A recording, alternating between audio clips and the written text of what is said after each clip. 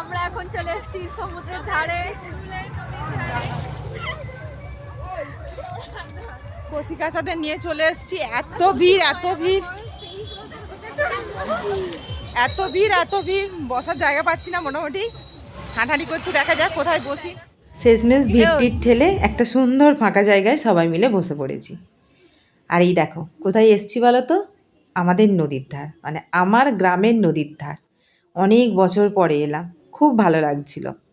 দেখো কি সুন্দর না, মানে একদম গ্রামের গন্ধমাখা নদীর ধার। আর আমার মেয়েও একদম এরকমভাবে নদীর ধারে কোনো দিন যায়নি, তো আজকে ওরও খুব ভালো লাগলো।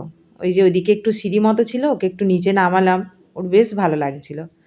তারপরে এই যে গাড়িগুলো যাচ্ছে দেখতে পাচ্ছ, এটা হচ্ছে এক পিকনিক স্পট। এখানে প্রচুর পিকনিক করতে আসে আজকের দিনে। তো ওই গাড়িগুলো সব পিকনিক করে বাড়ি ফিরছিল।